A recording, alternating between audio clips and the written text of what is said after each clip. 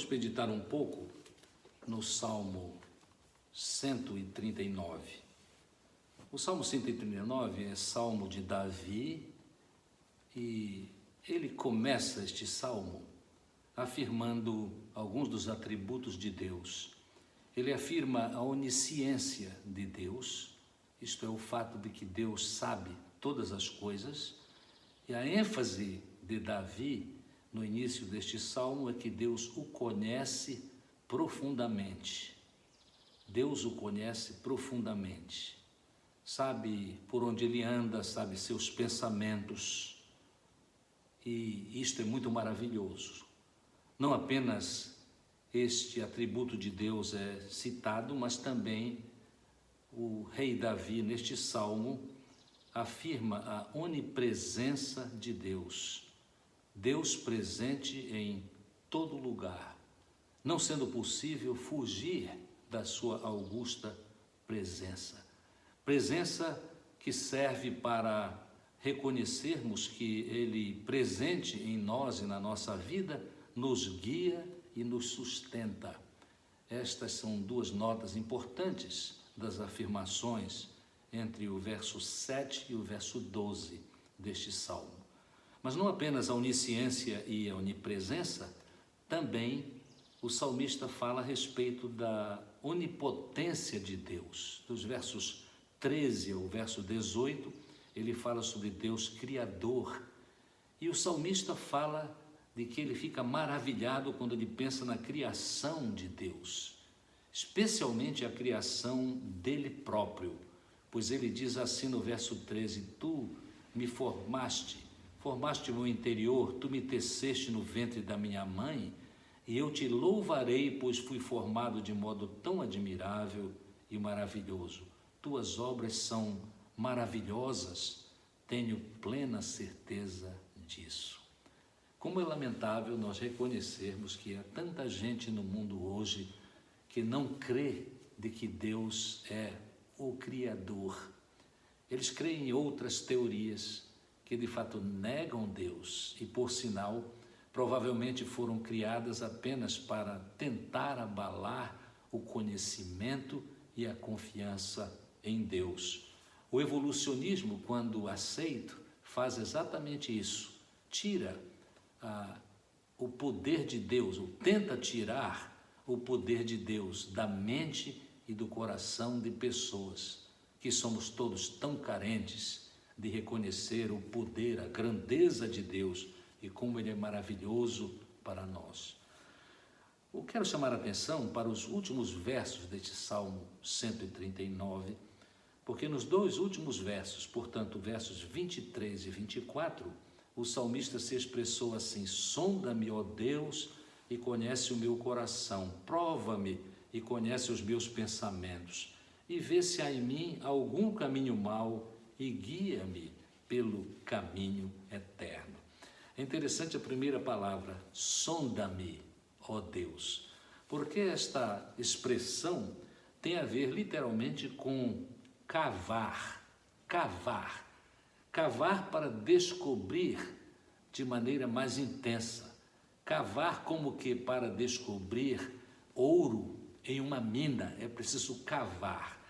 Quando ele diz sonda-me, ó Deus, ele deseja que Deus cave, busque na sua própria vida o que precisa encontrar para poder abençoá-lo. É muito interessante esta expressão, sonda-me, porque é exatamente como o Salmo começou. O primeiro verso disse assim: Senhor, tu me sondas e me conheces.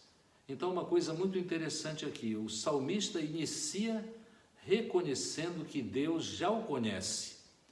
Mas no verso 23, quando ele diz sonda-me, ó Deus, ele mostra a sua disposição de ser ainda mais sondado, mais buscado por Deus, para ser conhecido por Deus e experimentar bênçãos na sua vida. E ele está certo de que esta sondagem é para o bem. Naturalmente que se nós vamos ser sondados neste sentido por alguém, nós poderíamos muito bem ficar apavorados e nos sentir ameaçados se não soubéssemos exatamente qual a disposição daquele que vai sondar.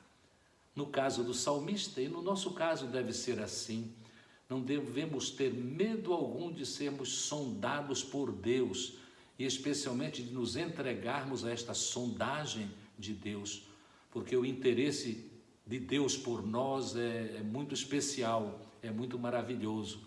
Quando Ele sonda os nossos corações, quando nós permitimos ser sondados por Deus, este conhecimento que Deus tem de nós serve para nos abençoar e para nos ajudar. O salmista diz assim, quando ele é sondado: conhece o meu coração, conhece o meu coração, conhece as minhas disposições. Ele ainda diz: prova-me e conhece os meus pensamentos, os nossos pensamentos, o nosso coração e os nossos pensamentos. E aí ele afirma: e vê se há em mim algum caminho mau. Alguém poderia imaginar que o rei Davi, nesta parte final do Salmo, ele tem alguma imaginação de que o que Deus vai encontrar é algo muito especial, muito bom, só coisas positivas a respeito da sua vida.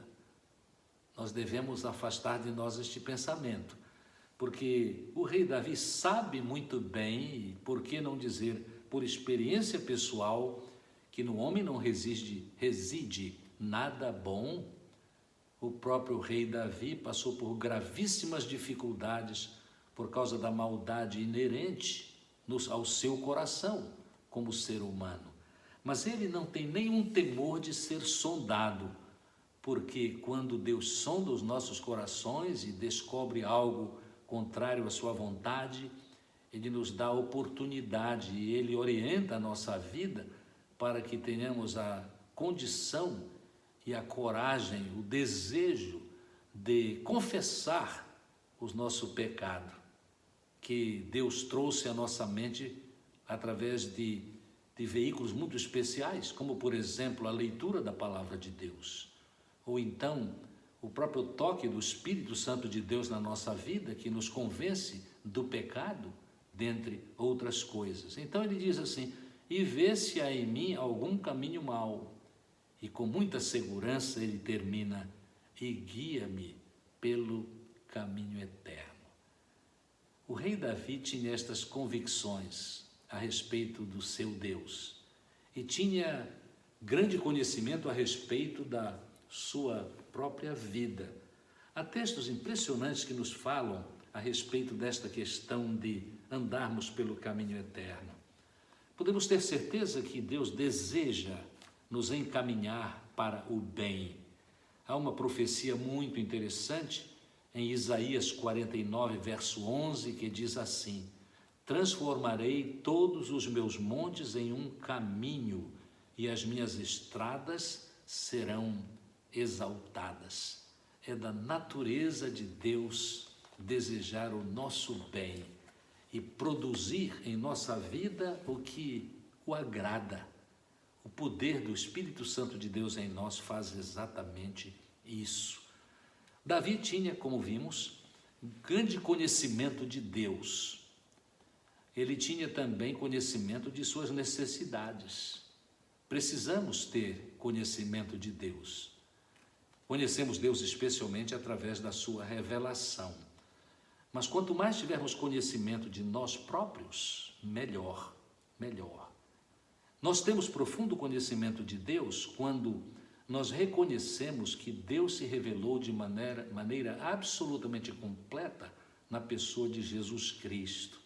E nós vemos esta realidade quando nós lemos em João, no capítulo 14, o acontecimento de Tomé e Filipe encontrando Jesus e, de fato, levantando perguntas interessantes. A partir do verso 5, em João 14, lemos: e disse-lhe Tomé: Senhor, não sabemos para onde vais, como podemos saber o caminho?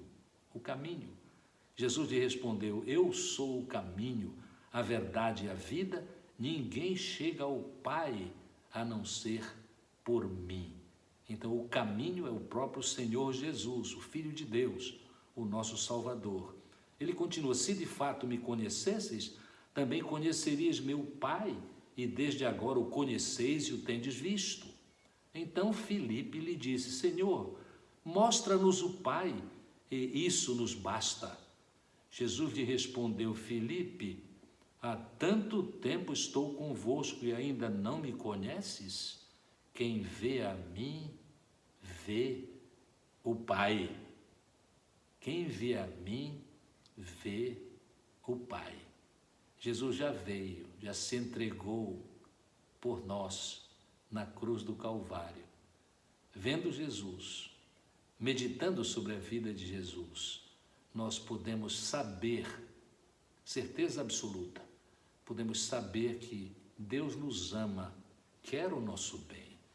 E a oração que Davi, há muitos e muitos séculos, fez, e guia-me pelo caminho eterno, é uma realidade para a nossa vida hoje.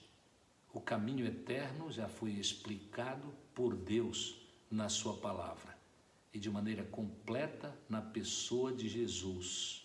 Jesus é Deus. Quando nele confiamos, com certeza experimentamos as bênçãos que Ele tem preparado para os seus filhos. Que Deus nos abençoe e ajude, e nós cresçamos cada dia no conhecimento de quem Deus é, e que cresçamos cada dia no conhecimento das nossas necessidades, para que cheguemos à presença do Senhor, na certeza que Ele cuidará de nós, de cada uma de nossas necessidades. Que assim seja. Amém. Recentemente, sentindo que há muitas pessoas entre nós e do nosso conhecimento que estão passando por grandes necessidades espirituais e emocionais também, eu sugeri a irmãos que começássemos um movimento chamado Movimento 135. Simplesmente este movimento tem a ver com o seguinte: cada um de nós orando por 3 pessoas diariamente, orando por eles, mas especialmente chamando-os ao telefone. Reconheçamos que a palavra escrita, que muitas vezes mandamos para os nossos queridos, é menos poderosa para revelar o nosso amor do que a palavra falada. Então, cada um de nós telefonando para 3 pessoas cada dia, e neste mesmo dia orando por mais 5 irmãos. O meu desejo é que neste movimento nós abençoemos muita gente, e não apenas nestes tempos de crise maior, mas vamos fazer isto continuadamente. É importante para que nós que participamos da vida de uma igreja experimentemos o amor dos nossos queridos e façamos com que eles reconheçam, observem que nós de fato os amamos e nos interessamos por eles. Eu estou fazendo isto há bom tempo e tenho me alegrado no Senhor com o fato de poder ser assim usado para o bem daqueles que têm alguma necessidade de apoio neste tempo. Que Deus nos abençoe.